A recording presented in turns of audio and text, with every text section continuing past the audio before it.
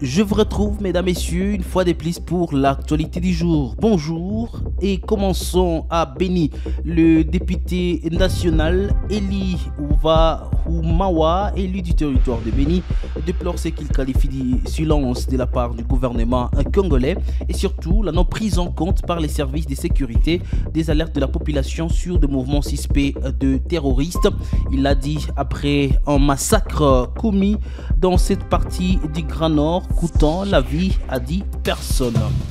Et puis l'Alliance du peuple pour un Congo libre et souverain PCLS annonce des mesures importantes pour garantir la sécurité des civils et de ses propres membres suite à la recrudescence des actes de violence perpétrés par des bandes armées et des éléments militaires non identifiés. La PCLS a pris la décision de restreindre le déplacement des officiers et soldats dans la ville de Goma. Nous aurons donc le temps d'en parler dans l'actualité du jour. Et pour finir l'actualité du jour, nous allons donc revenir sur ces chiffres. Le bilan adressé par la SILAM dans le cadre de la journée internationale de sensibilisation contre le mine antipersonnel initiée par l'UNESCO, célébrée chaque 4 avril 2024. La SILAM dresse donc un bilan alarmant pour la ville de Goma dans la province du Nord Kivu. Selon les données fournies par cette organisation, depuis janvier 2024, 74 victimes ont été enregistrées dans la province du Nord Kivu, dont 33 ont perdu la vie à la suite d'incidents impliquant des bombes larguées et les engins manipulés. Messieurs, dames, vous êtes nouveaux sur Kivu Morning Post. Pour ne rien rater, n'oubliez pas de vous abonner.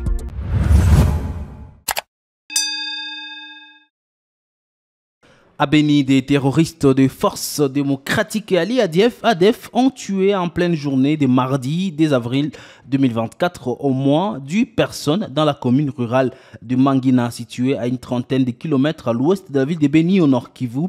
Ce bilan reste jusque-là provisoire. En réaction, le député national Eli Oumawa, élu du territoire de Béni, déplore ce qu'il qualifie de silence de la part du gouvernement congolais, surtout la non prise en compte par les services de sécurité des alertes de la population sur des mouvements suspects de rebelles. Le député national Eli Oumawa s'exprime dans cet élément. Inacceptable. Ça ne peut pas continuer comme ça. Et c'est même du génocide. Dans une adresse que je fais au ministre Jean-Pierre Bemba, il y a quelques jours, je lui ai dit de faire tout son mieux pour mettre fin à cet activisme. Depuis les mois de janvier, les cas qui viennent de se passer à Mangina, nous sommes déjà au-delà de 30 morts. Et à cette situation, vous ajoutez cette insécurité urbaine qui ne dit pas son nom. Dans un contexte d'escalade de l'insécurité à Goma, capitale de la province du Nord Kivu, en République démocratique du Congo, l'Alliance du peuple pour un Congo libre et souverain APCLS annonce des mesures importantes pour garantir la sécurité des civils et de ses propres membres suite à la recrudescence des actes de violence perpétrés par de bandes armées, des éléments militaires non identifiés.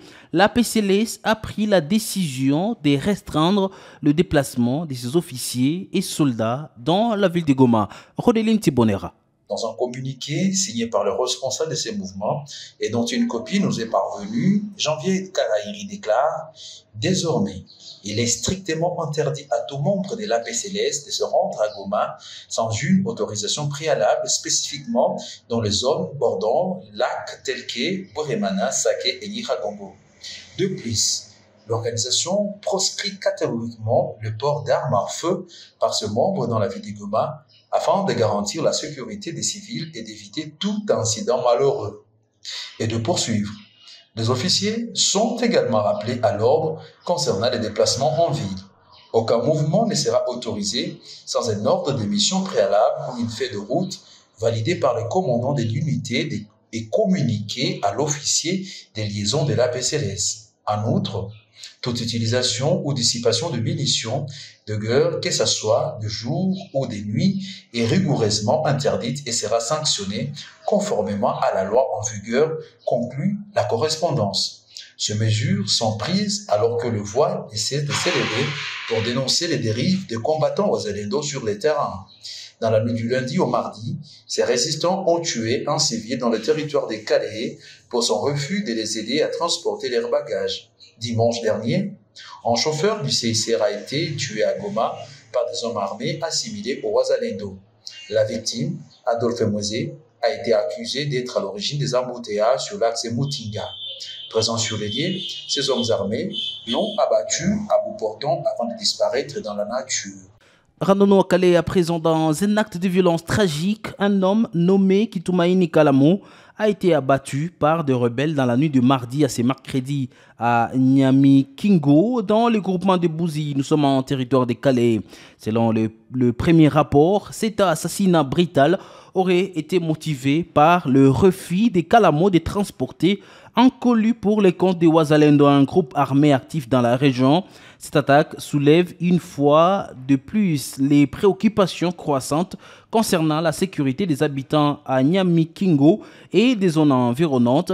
Les résidents sont donc confrontés à une situation alarmante avec des groupes armés opérant librement et mettant en danger la vie des civils innocents. Les habitants expriment leur frustration face à la persistance de cette violence et appellent à des mesures immédiates pour garantir la sécurité et mettre fin à l'impunité des groupes armés. Bihango Biamungu, l'un des notables du territoire de Calais, témoigne dans cet appel téléphonique. Il y a des Ouazalendo qui sont sur une colline communément appelée Kiroa, sur l'ancienne défense de la MONUSCO, et qui tracassent les hommes, et qui tracassent les paisibles populations à Nyamikingo et voire même Kabouye. C'est dans le groupement de Bouzi, sur la route qui mène vers Boulenga. Nous sommes en train de demander aux autorités militaires de s'y impliquer en fait que la population soit sécurisée. Parce qu'un patriote ne doit pas toucher sur un paisible peuple qui n'a pas même des erreurs. Nous sommes en train de subir la guerre des M23 et nous ne voulons pas que nos propres fils mettent aussi fait à notre vie. Et donc les autorités militaires doivent s'y impliquer et chercher des pistes de solutions et savoir aussi les mesures à prendre à ces Mouzalendou-là qui va oser d'allumer les feux de balles sur une population innocente. Donc là, nous sommes en train de demander, nous sommes en train de lancer nos cris de larmes aux autorités de s'y impliquer avec énergie. Pour finir l'actualité du jour dans les cadres de la Journée internationale des sensibilisations contre le mine antipersonnel initiée par l'UNESCO, célébrée chaque 4 avril 2024, la SILAM, la synergie des luttes anti-mine, a présenté mercredi 3 avril 2024 un bilan alarmant pour la ville du Goma dans la province du Nord Kivu en RDC. Selon les données fournies par la SILAM, depuis 2024, 74 civils ont été enregistrés dans la province du Nord Kivu, dont 33 ont perdu la vie à la suite des incidents impliquant des bombes larguées et des engins manipulés. De plus, la SILAM a identifié 19 zones dangereuses où la présence des mines antipersonnelles représente un risque constant pour la population locale. Marion Gavo en parle dans cet élément. Nous disons que les mines comme les bombes tuent, blessent, rendent handicapés, réduisent les surfaces de travail comme les routes, les champs, etc., détruisent le pont et rendent l'accès, n'est-ce pas, à la collecte des bois et de l'eau difficile. Dans la province du Nord Kivu, nous avons beaucoup d'engins explosifs et dans le territoire de Beni, à Nobili, à Boulesse, dans le Lubero Sud, dans le Nyiragongo, Masisi, Minova et Rutshuru, qui connaissent aujourd'hui des combats entre des rebelles et les FARDC.